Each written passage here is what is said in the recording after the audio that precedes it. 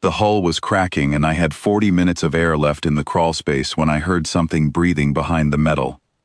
My name is Daniel Voss, and I was on a salvage run when everything changed. The ship we were pulling apart was called the HFY Drift, a Vashtar vessel that had taken a hit during a border skirmish and come apart at the seams. My team leader, Mara Whitfield, had given the order to strip it fast and get out before the reactor gave up completely. Nobody expected to find anyone alive inside. The Vashtar do not build ships to protect the weak. They build ships to win, and when a ship stops winning, they let it go, along with everyone still inside it. I was cutting through a bent support strut when I heard the breathing, shallow, fast, scared. I pulled the strut aside with my torch and found a Vashtar cub wedged into the gap, one leg pinned under a fallen beam. It looked at me the way prey looks at a hunter, except I was not hunting it. Its eyes were pale gold, slit down the middle, and they tracked every movement of my hands like it was counting down the seconds until I ended its pain the way its own people would. It did not cry out. It did not beg. It just waited, still and quiet, the way something waits when it has already decided that waiting is all that is left. I told it to hold on. I do not know if it understood the words, but it understood the tone, because something in its shoulders loosened just slightly. I got the beam off its leg and pulled it free, and that was when the ship groaned around us. A long metal scream that meant the hull breach was spreading faster than my suit sensors had predicted. Mara's voice came through my comm, sharp and urgent. She told me we had less than 10 minutes before the whole section vented into space. I told her I had a survivor. She did not hesitate. She told me to move. I carried the cub through a corridor that was folding in on itself, past sparks and torn wiring, and I heard something else then, a second heartbeat of breathing, weaker this time, coming from a side vent near a maintenance hatch. I almost left it. I want to be honest about that, because the story people tell now makes it sound like courage came easy to me, and it did not. I was scared, and the air was thinning, and every second I spent looking for another survivor was a second closer to not making it out myself. But I looked anyway, and I found a second cub, smaller than the first, with ribs that had been crushed under a fallen console.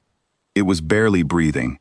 I picked it up with my free arm and ran, and Mara met me at the airlock with 2 other crew members, and together, we sealed the hatch, just as the pressure alarm turned into a full breach warning behind us.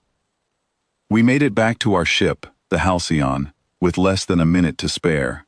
The HFY Drift broke apart behind us in complete silence, the way things do in space, no sound at all, just light and then nothing. On board, our medic, a woman named Priya Malhotra, worked on the second cub for 6 hours straight. Vashtar physiology is strange to human doctors. Their organs sit in places that do not match anything in our training, and Priya had to work blind for the first hour, following instinct and old scraps of data from a xenobiology archive that had never been tested on a live patient. She saved it. Both cubs survived, though the second one carried a scar across its chest for the rest of its life. There was a third cub too, one we found later hiding in a supply locker, mostly unharmed, but starving and dehydrated. 3 cubs, all from the same litter, all of them expected by their own culture to die quietly and without complaint, because that is what broken things do among the Vashtar. They do not fight to be saved. They do not expect anyone to try.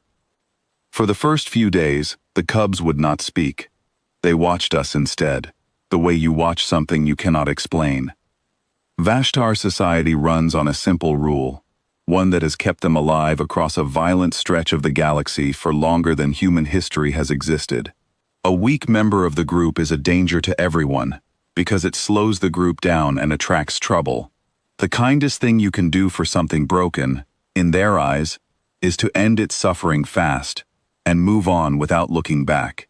It is not cruelty to them, it is discipline, sharpened by thousands of years of survival.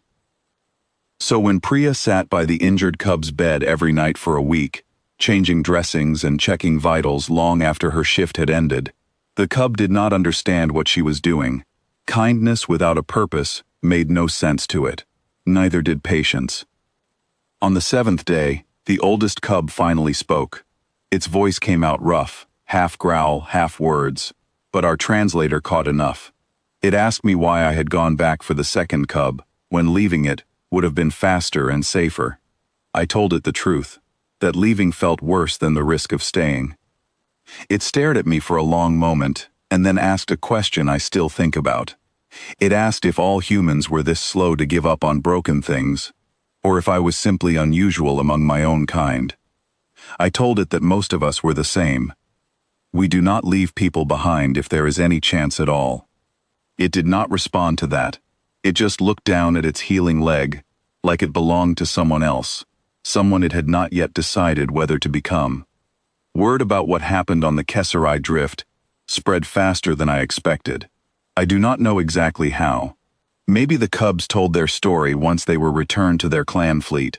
Maybe our official report reached ears it was never meant to reach.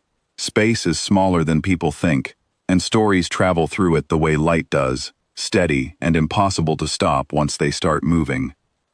3 months later, a Vashtar courier ship hailed the Halcyon on an open frequency, which was unusual, because the Vashtar almost never request anything from species they consider weaker than themselves.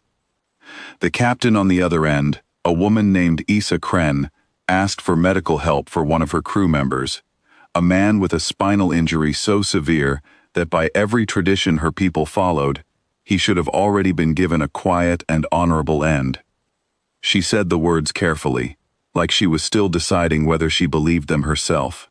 She said that humans do not leave broken things, and that this was now known across parts of the fleet. We helped him. Priya worked through the night again, and by morning he was stable, and Issa Kren stood in our cargo bay afterward, silent for a long time before she finally spoke. She said her people had a saying about efficiency, about how the strong move forward and the weak are left behind, because that is simply how the universe works.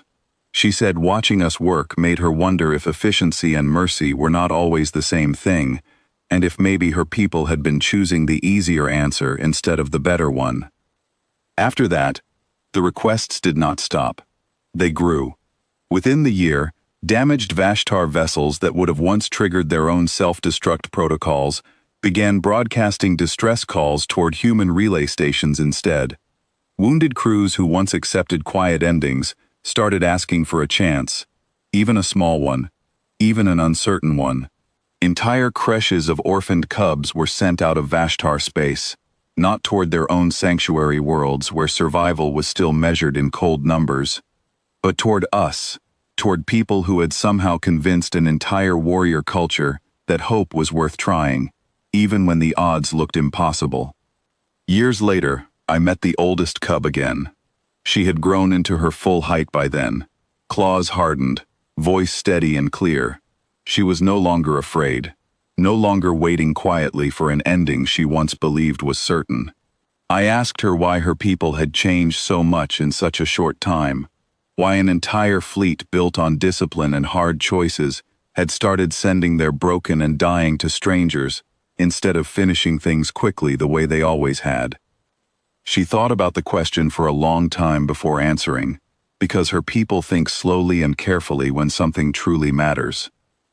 She told me that her people were taught to know when something was beyond saving, and to let go the moment that line was crossed, because holding on past that point was seen as weakness.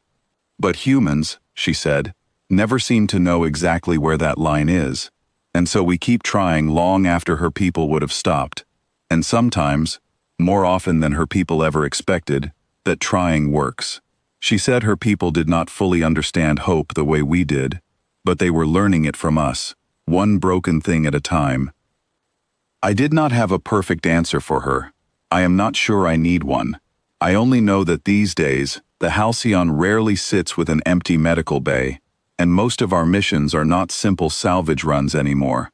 They are rescues, called in on channels that once belonged only to those who had already given up. We do not leave broken things behind. And somewhere along the way, without meaning to, we taught an entire fleet to stop giving up too soon.